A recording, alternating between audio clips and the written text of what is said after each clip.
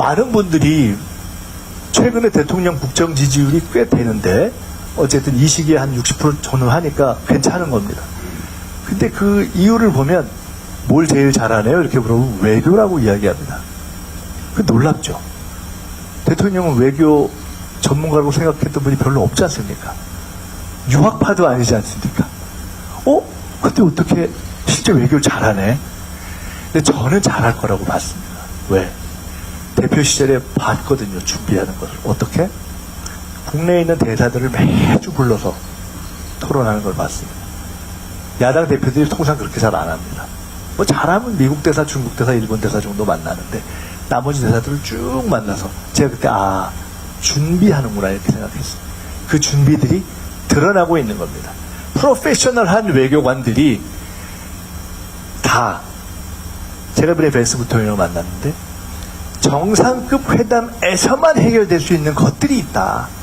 그거는 사전에 실무자들이 아무리 협의해서 되지 않는 그 오픈된 주제, 오픈된 공간에서 정상들의 케미와 순발력으로만 해결될 수 있는 공간이 있는데 그 장에서의 대통령의 외교력이 너무 탁월하다고 다 이야기를 하거든요.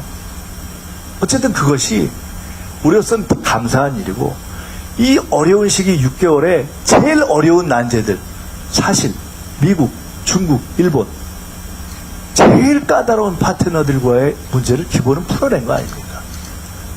저는 그렇게 됐다고 봅니다. 자, 다시 좀 정리를 해보겠습니다. 정치는 어떻게 바뀌었느냐, 앞으로 어떤 방향으로 갈 것이냐, 이렇게 바뀌어버렸죠. 그냥 대통령이 국민에게 드리고 싶은 메시지가 있으면 직접 발신합니다. 국민들이 다 봅니다. 지금 대통령 관여된 모든 회의를 오픈합니다. 국무회의뿐만 아니라 수석 보좌관 회의까지 다 오픈합니다. 현재 KTV의 캐파가 아직 한계가 있어서 그렇지만 정부의 대부분 회의도 다 오픈할 겁니다. 제가 모든 부처에 지시했습니다. 중요한 이슈를 다루는 회의부터 오픈해가라. 첫째 이렇게 갈 것입니다. 외교는 이렇게 갈 것입니다. 얼마 전에요. 탄 국가 중에 하나에 가서 수주를 받으러 갔던 중소기업인 한 분을 만났는데 이분이 어떤 국가의 수장을 만났는데 그분한테 선물을 이거를 했다는 겁니다. 왕관. 근데 너무 재밌는 게 제가 이번에 입었을 때 그 왕관을 딱 보더니 그분이 이거 트럼프 대통령한테 선물했던 그거냐고 설명도 안 했는데 아는 거예요. 그리고 결과는 어떻게 됐냐. 원래 그 수주가 딴 나라로 가기로 돼 있었는데 일로 왔다는 거예요. 그 새해에 신년 첫 합동 회식을 하고 청와대 옆에 총리 공간이 있으면 거기 커피나 드시러 가시죠 해서 커피를 기자들하고 매우 먹는데 저희끼리 편하게 얘기를 하다가 기자들이 물어봤어요. 정상회담 하고 이러면은 그런 거 외교 준비는 어떻게 하냐고 이거. 그러니까 그랬더니 그거 밤새서 하는데 진짜 힘들다고 고민하는 거거든요. 어떻게 해야 이렇게 기분 좋게 하냐 이런 농담 비슷하게. 어쨌든 먹힌 거죠. 트럼프 대통령이 정말 예측 불허의 활동을 하고 있는데 그래도 개인적으로 지금 대통령에 대한 평가를 유지하고 있는 거 아닙니까? 관세 협상 때문에 그 벤스 부통령을 제가 얼마 전에 만나서 한 라인을 개설하고 서로 이렇게 해서 이제는 편히 그냥 이름으로 부르자 이렇게 할 정도까지 계속 이렇게 활동을 하고 있는데 그 바로 다음날 관세 지금 한 10% 올린다 얘기가 나오니까 외교가 실패했다. 미안한 얘기지만 한국 외교가 실패한 게 아니고요. 미국 정부가 대부분 몰랐습니다. 그러니까 미국 정부가 실패한 거라고 할 수는 없는 거 아닙니까? 트럼프 대통령의 특성인 거죠. 근데 어쨌든 그런 존중을 받는 거죠. 미국 기분 좋게 하지만 우리 국민들이 볼 때 자존심 상하지 않게 한 거 아닙니까? 제가 시진핑 주석 에이펙 끝나는 날 정상만찬들 쭉 해서 마지막에 정상만찬장 들어가기 전에 영접하는 일을 맡았습니다. 쭉쭉쭉 돌아 마지막에 시진핑 주석 들어왔거든요. 분위기가 달라지더라고요. 정상들이 서서 차 마시다가 시진핑 주석 들어오니까 그래서 악수 한 번 더 하려고. 그게 나라의 힘 아니에요. 그런 포스가 있는 거 아니에요.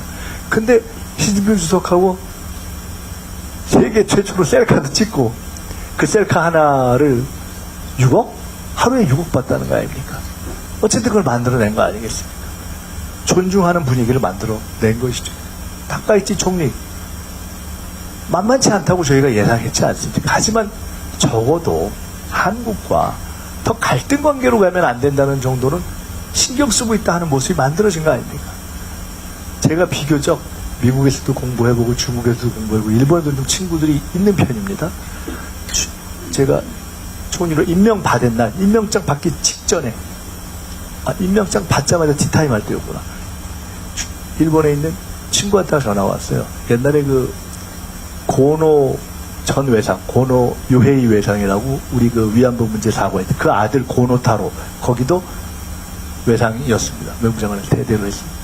전화가 와서 저한테 딱 총리 임명되라. 아니, 대통령이, 이재명 대통령이 일본하고 관계를 긍정적으로 풀어가겠다고 했는데 진짜냐? 이걸 물어보더라고요. 내가 맞다. 우리는 역사적 원칙성은 지킨다. 너네가 잘못한 건 잘못하고 얘기해야지. 하지만 외교적 연속성도 지킨다. 친한 정부에서 한 거 어떻게 다 무화시키겠니? 그런 균형 감각을 가지고 하겠다. 대통령님도 그렇고 저도 그렇고 한일 관계가 엄청나게 중요하다고. 이 변화하는 질서 속에서 한일의 경제적인 협력이 중요하다고 봅니다. 잘 협력해서, 그리고 미국과의 관계를 잘 해서 이 파고를 헤쳐가는 그 지혜를 만드는 것이 중요하다고 보고 있습니다. 그렇게 하고 있습니다. 투명하게 할 것입니다. 에이펙 논의 과정에서요, 대통령과 정부 관계자들이 대기업 CEO들을 많이 만났습니다. 근데 많이 만나는데 달라진 게 있습니다. 10년 전 같은, 20년 전 같은 대통령이나 비서실장이나 저나 대기업 CEO들을 만났다. 그놈들이 뒷방에서 뭔 짓을 하나, 이런 거 아니겠어요? 이제는 없잖아요. 저희가 가끔 그런 얘기 하거든요. 우리 떳떳하잖아. 꿀릴 게 없잖아. 그렇기 때문에 투명하고 당당하게 하는 시대로 바뀐 겁니다. 제가 미국서 공부를 할 때 기업과 정부의 관계라는 수업을 들었던 적이 있었는데 한 20년 됐습니다. 그걸 왜 하는지 몰랐습니다. 요새는 선진국이 된다는 것은 정부와 기업의 관계가 투명한 거구나.